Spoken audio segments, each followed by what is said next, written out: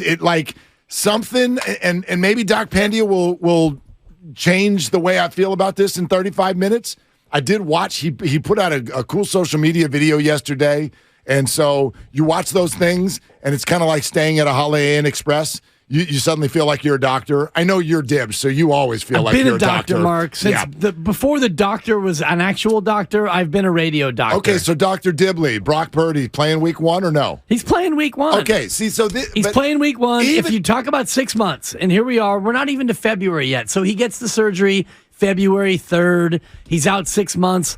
August 3rd. The season doesn't start until around Labor Day. That's a whole month for him to get better. And by the way, you don't sit out for 6 months never doing anything and then, okay, now I'm ready. Right. Where's the football? Part of the rehab is a slow ramp up. So by the time we get to week 1, which I don't have the schedule in front of me, and the schedule's not out yet. They are at Philadelphia next year. Oh, God, I hope they open up at Philadelphia. They are. I mean, not the opener, but they do play on the road at Philadelphia next year. That's Let's a fact. get Boxer and Gerson to get Butcher and Bonte back in their jerseys. Maybe we should go this time. No, anyway, you and I both would be wearing muted. Would you? Exactly. I'd be wearing gray. Why'd you wear a white T-shirt, Willard? Seriously. I don't know, so it was the top of the drawer. I swear to God, Dibs is wearing lime green. What the hell's wrong with you?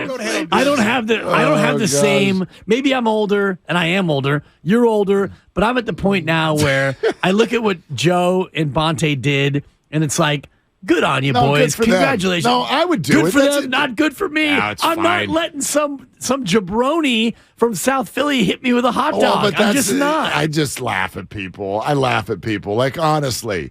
And I don't mean this about, we do too much of this. The Eagles fan base, like I told you, I texted with my buddy who's an Eagles fan. He's not like that. I know multiple Eagle fans, and they're not throwing hot dogs at anybody at any point in their lives ever, at a game or anywhere else for that matter. Well, you got bad friends then. Thank you. The people who do this stuff, like the game ends and they go back to those lives that brought them to that level of anger and mentality. And it's just like, good Lord, like, good on you. You won a football game. You're a hot dog thrower. Like, what the hell? What are you doing? So anyway, 9:45. We may have to move that up. Pandy, actually. I've got a what are you doing? Do you? Yeah, maybe, I have a big what are you doing? And I'm so That's sick exciting. of it. It's That's a joke. exciting. But anyway, back to the issue at hand is look at you. Thank you. Little Dr. Dre for you. I found myself a little surprised that we're here. And Bonte and Joe kept saying it all morning. They're like, can't believe we're here, but we're here. And I'm like, are we here? Really? I guess we're here. I didn't feel like we were here. And here's what I mean by here. We're here and you're there. I'm over there because go back to Saturday with me for just a second. Can we go back to Saturday? I ref 9 games, Mark. My knees hurt. Okay, go back there. I hit Nahigian's kid. You did? Yeah. Nahigian? Yep. Well, yeah. Sorry. I think I hit him for 3 fouls. All earned. Yeah, exactly. You're like a raise would help that. Look. You foul him out, you're gone. Go back to Saturday. We're sitting here talking about sourced reporting that the 49ers believe Brock Purdy is their future starter. We are also not hearing any fan in the world argue that. Nobody would disagree with that. We're also watching Brock Purdy, a man who has never lost a football game. Again, it's Saturday. He's never lost a football game. The 49ers on the inside, based on reports, are that Brock Purdy is our future starter. We've all said for weeks, if he makes it to January 29th, he's the starter. That's the guy. Those are all the things we knew on Saturday. Then he went out and conducted 6 plays, and someone hit him in the arm. Every doctor has come out and said 5 to 6 month injury. Okay? Estimate, 5 to 6 month injury. A bunch of you have processed that, those facts. You have put them all in a bucket and decided the 49ers need to start over at quarterback. Huh? What? Like, wait a minute. Did Brock die? No. Or did he just get hurt? I think you're all suffering from PTSD. But he got hurt, and you don't know if he can come back. You don't know what the rehab will be like. You don't know if he can come back in 6 months. There might be a setback. There might be an infection. There might be a case where he's not ready to go in 6 months. Is that not true then about Trey Lance? Why is everybody assuming that Trey Lance is going to play football next year? Well, they're not, and that's why many people aren't looking at Trey Lance as the guy to take his place. They're looking outside the organization because a lot of fans don't believe in Trey Lance, and a lot of fans aren't sure about Brock Purdy and his ability to get better, so they're looking elsewhere to find a quarterback who can take this turnkey roster and make them relevant until Brock is ready or Trey's eventually ready. We're getting a lot of messages also about, this is a serious injury. We don't know what the recovery will be. Look, first of all, Tommy John surgery, which I don't think is what Brock is probably going to have. That's very rare for NFL quarterbacks. Jake Delhomme did it. Did Jake Delhomme come back? Sure he did. By the way, you know this.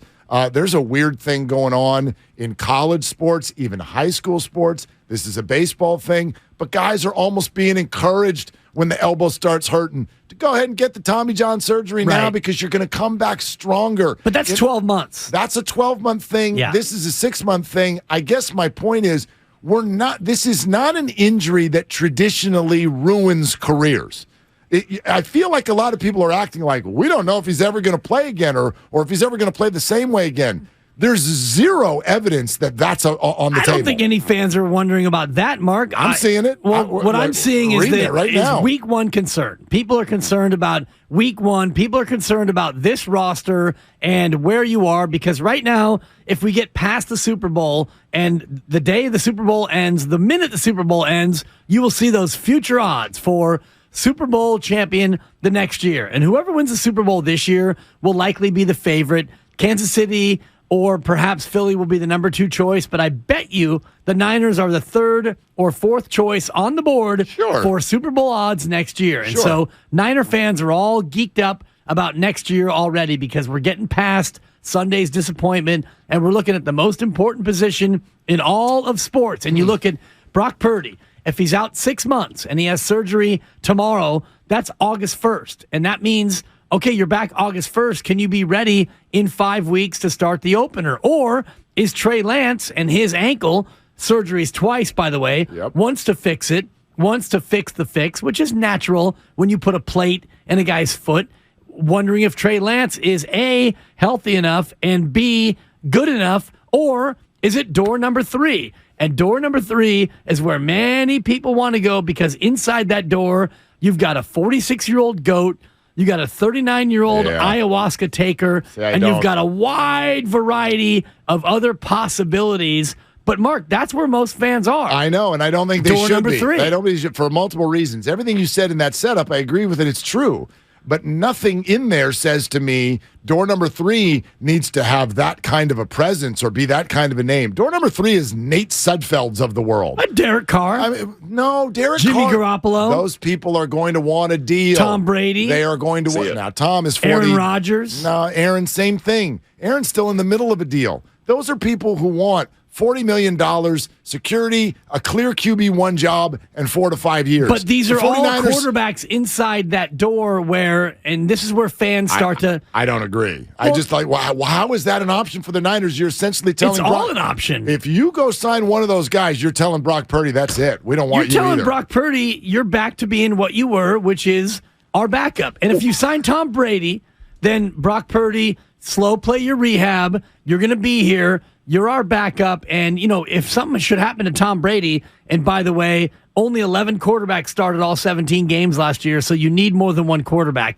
If you sign a quarterback from door number 3, to me, the real interesting thing is, what do you do with Trey Lance? Because Trey Lance becomes QB3. So if you choose door number 3, Trey Lance is no longer QB3. He goes elsewhere. Sorry to use the trigger word. It's well used, actually. He's irrelevant. It's well used. So I would advocate they don't do anything. Agreed. And if you want to sign a third quarterback and you need a third quarterback, sign somebody, and I'm not saying they should sign Andy Dalton, but somebody of that ilk. There you go. We're on the same An page. Andy Dalton kind of quarterback. We're on the same page. Somebody who could be QB1 for a while, Yeah. but really is QB3. I mean, here's the other side to it. Let's say Brock Purdy does miss 2 games, something like that. 3 games. Does this fan base need a reminder of what can happen in a season? I don't know. After the first month, you were 3-4 this year and didn't even know who Brock Purdy was. And you ended up in the NFC title game in a 12-game win streak. I guess that's my question. My question isn't, why are you worried about the injury? Of course you are. My question isn't, is he going to be ready for week 1? That's for people who know health, and that's for his body and how. I don't know. Doc Pandia, 945. But I feel like a bunch of people have gone from, he might miss week 1, and they've processed that as, we got to go a completely different direction. No, calm down. No, you don't. Agreed. Yeah. Brock Purdy is going to play next year, sooner rather than later, and maybe the whole damn year. Maybe Trey Lance plays the whole year. Maybe Trey Lance plays. And I agree with you also. If the 49ers make a big swing in a different direction at quarterback, the news is not Brock Purdy's arm. The news is Trey Lance, you out. Right. We don't like you. We don't think you can play.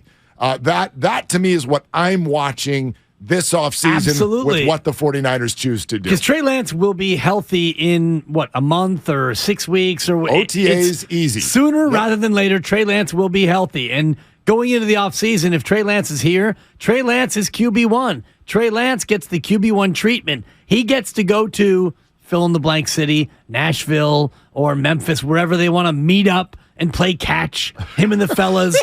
It's going to be Trey Lance. Yeah. It's going to be Lance, Kittle, Ayuk, Debo. It's going to be the fellas playing catch. Maybe Jawan Jennings shows up, 3rd and Jawan, and Trey Lance is going to be that guy. Brock will be on Trey's scooter, Brock even though it's his arm. Lefty. Yeah, left-handed. Yeah, exactly. The Uber driver. So at that point, Trey Lance is QB1. But if we get to March, if we get to April, and we get to May, and we're getting closer to the NFL draft, and you start to hear that, oh, geez, the Niners aren't sold on. The Niners are looking at maybe a late-round QB to be the next Brock Purdy.